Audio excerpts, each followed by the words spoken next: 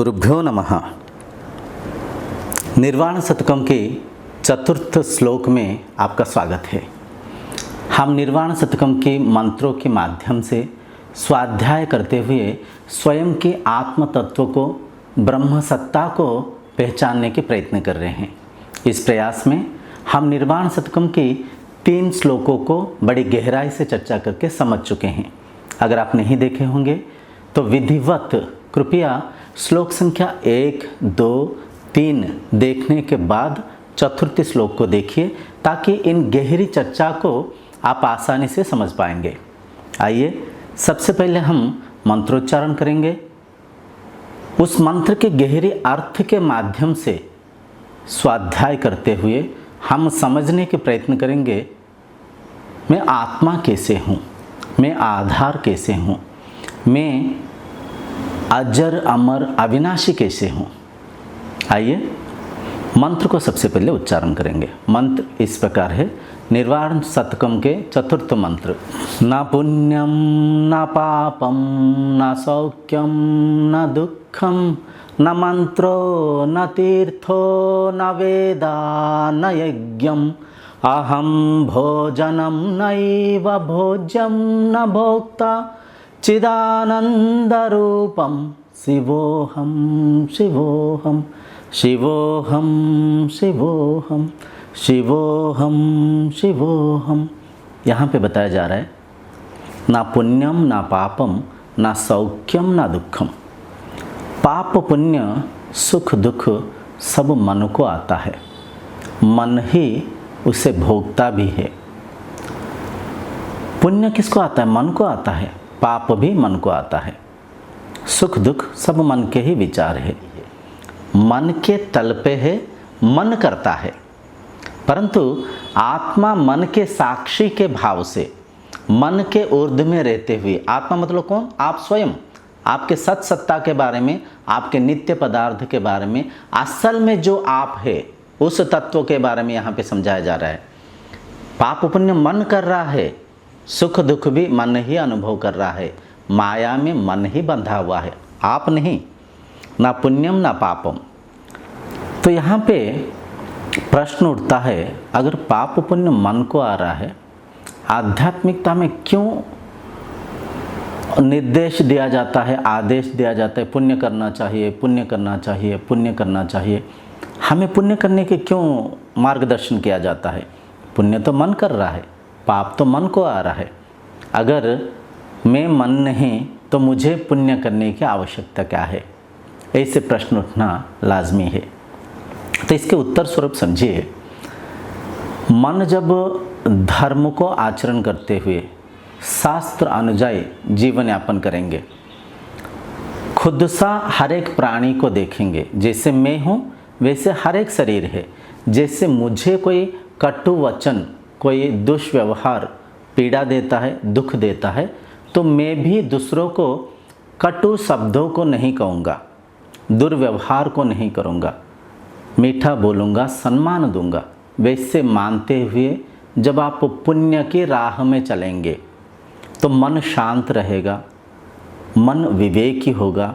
शांत मन ही विवेकी होता है, शांत मन ही साधना में लग पाता है।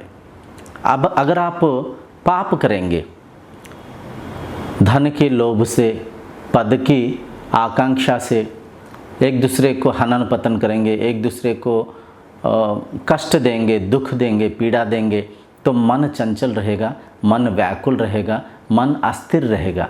अस्थिर मन साधना में नहीं लग पाएगा, सत्संग को नहीं समझ पाएगा, अंतर्मुखी नहीं हो पाएगा। मन उसके जो सत सत्ता है, जो आत्म तत्व है, उसे समझ नहीं पाएगा, परख नहीं पाएगा। मन माया में ही बंधे रहेगा, मन अशांति ही, दुखी ही होते रहेगा। तो जब मन पुण्य करेगा, मन शांत होगा, मन साधना में लगेगा, मन मोक्ष प्राप्ति कर पाएगा। इसलिए पुण्य करने के लिए बोलते हैं। तो पुण्य मन का ही स्थिति है, पाप भी मन का ही स्थिति है।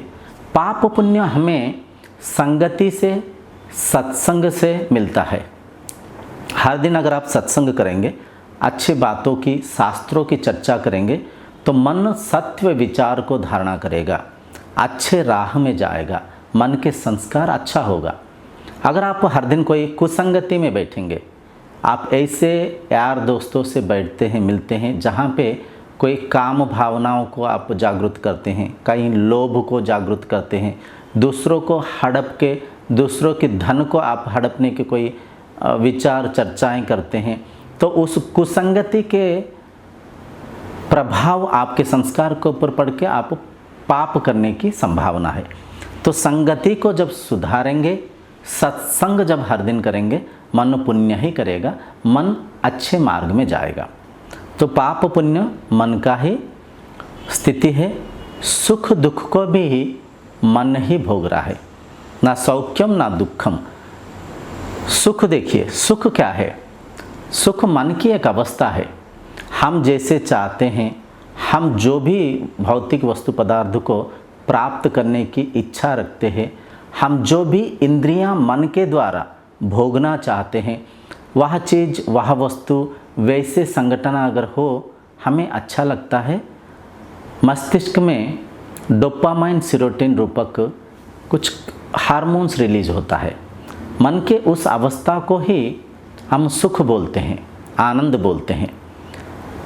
अगर हम जैसे चाहते हैं वैसे किसी के व्यवहार ना हो, हम जो भी भौतिक वस्तु पदार्थ को प्राप्त करना चाहते हैं अगर वो ना मिले, हमें अगर किसी के व्यवहार वाणी कटु दे, तो मन दुखी होता है।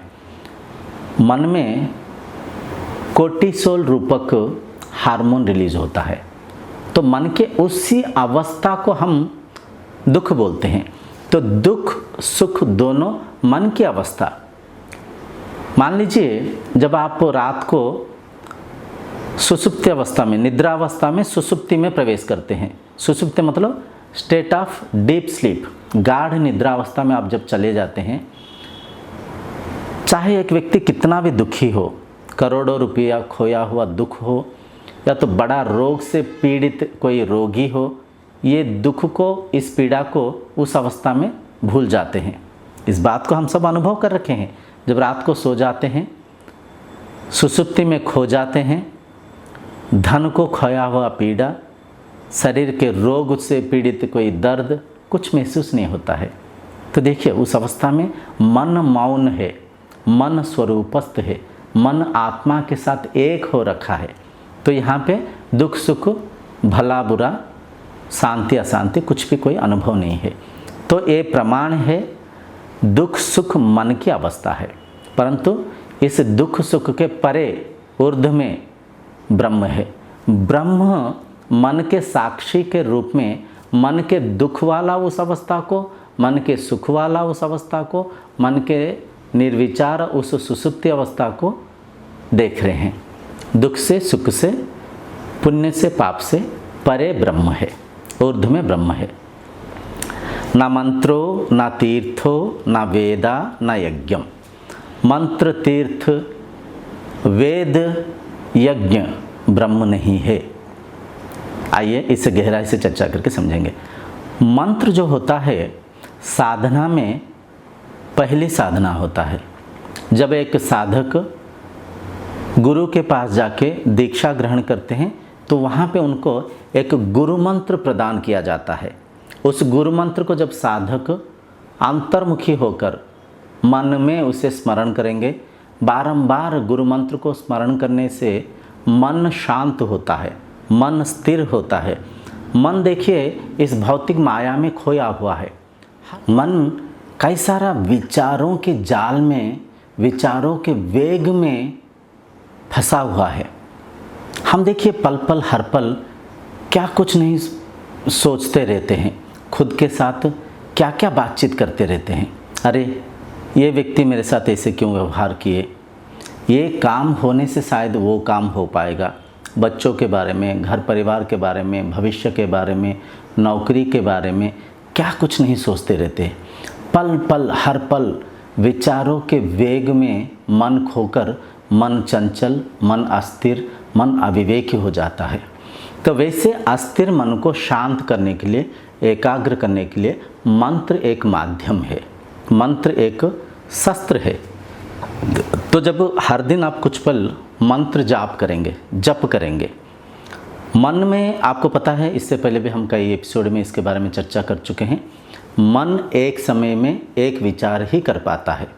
आप अगर सत्संग सुन रहे हैं, मन में कोई और कहीं के बारे में, क्रिकेट के बारे में सोच रहे हैं, तो मन यहाँ पे नहीं है, शरीर सत्संग में बैठा हुआ है, विचार क्रिकेट में खोया हुआ है। समझ पा रहे?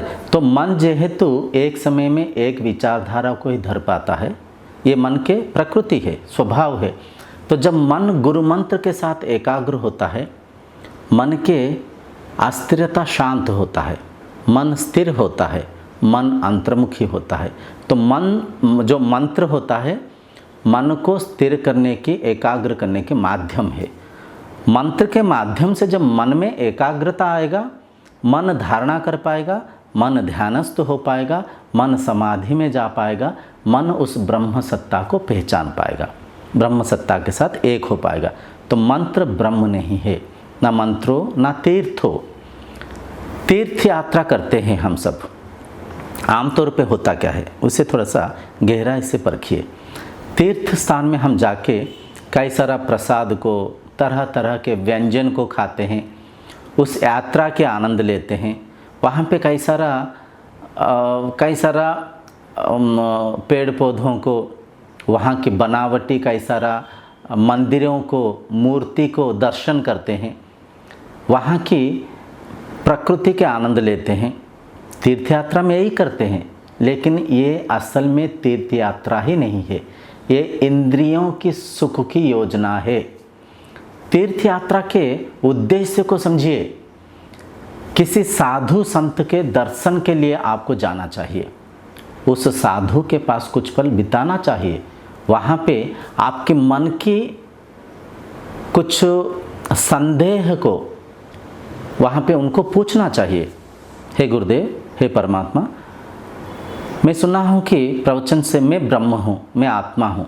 अगर मैं आत्मा हूँ, मैं स्वयं को क्यों पहचान नहीं पा रहा हूँ? मैं मेरी सत्ता को क्यों परख नहीं पा रहा हूँ? मेरे मन की चंचलता के कारण क्या है? मेरे मन में जो काम भावनाएं आ रहा है, जो क्रोध जागृत हो रहा है, जो लोभ मोह से मन बंधा हुआ है, इससे मैं कैसे मुक्ति पाऊंगा? मुझे सही साधना को समझाइए, मुझे कुछ ब्रह्म वाक्य को बोलकर मुझे मार्गदर्शन करिए गुरुदेव। ऐसे किसी संत से मिलने के लिए तीर्थ यात्रा जाना चाहिए, उस संत की कुछ सेवा करना चाहिए, वहाँ पे कुछ पल बिता के उनसे कुछ आपके मन की संदेह को, डाउट्स को क्लैरिफाई करना चाहिए। तीर्थ यात्रा के उद्देश्य ये है।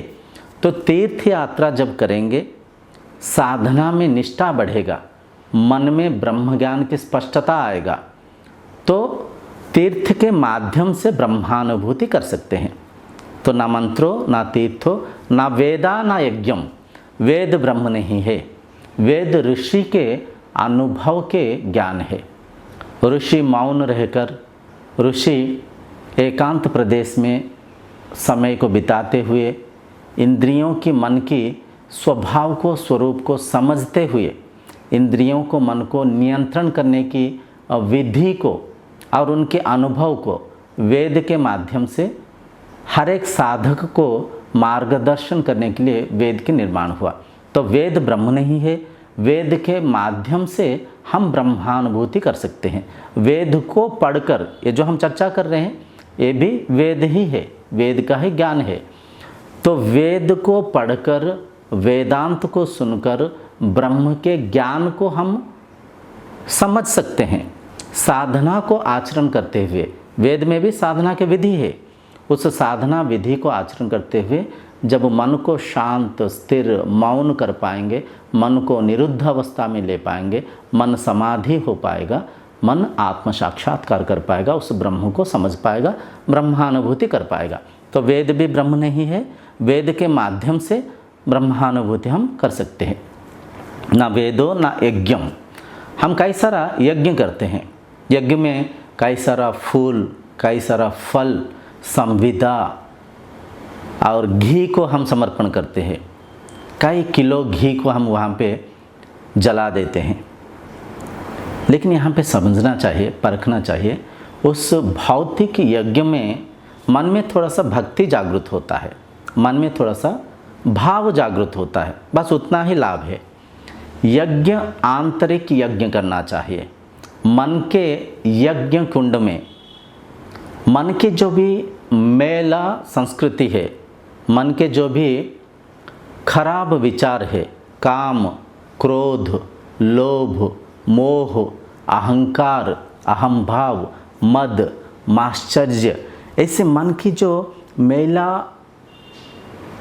जो मन की विचार कहिए या तो मन के संस्कार कहिए, इन तमाम संस्कार को मन के हवन कुंड में आहुति दे देना चाहिए।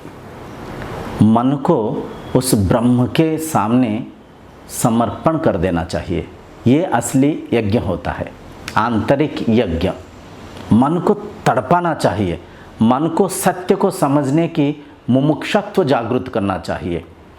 मन जो भी भौतिक सुख में बंधा हुआ है, उस सुख से मन को मुक्त करने की साधना करना चाहिए।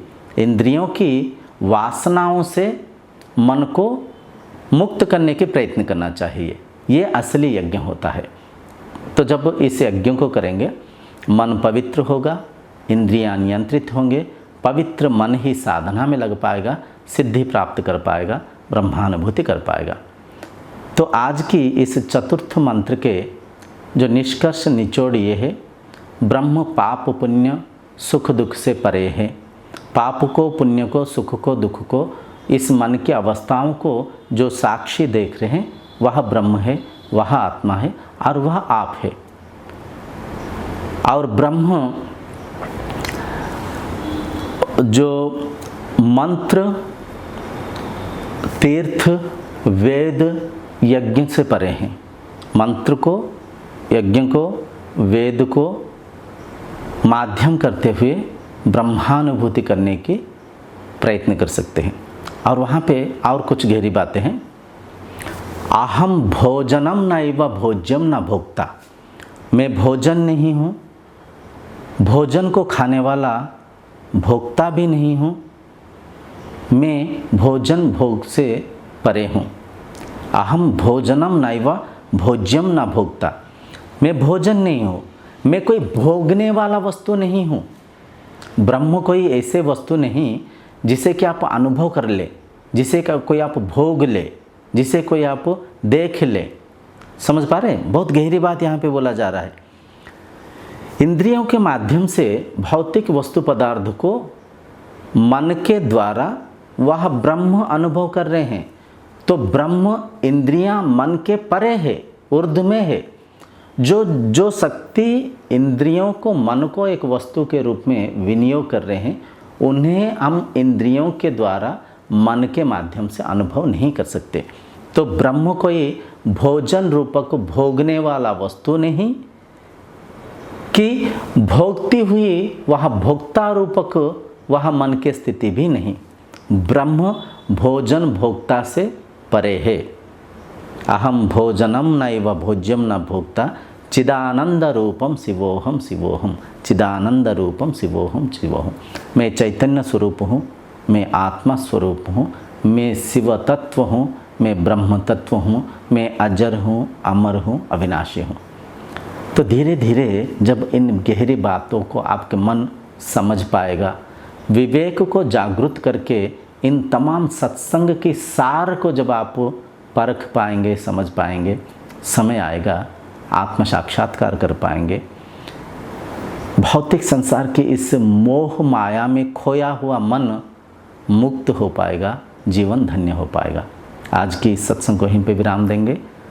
आगामी सत्संग में हम निर्वाण शतकम के पंचम मंत्र को माध्यम करते हुए स्वाध्याय करके ब्रह्म तत्व को समझने के प्रयास करेंगे। तब तक ओम शांतिर्भवतु।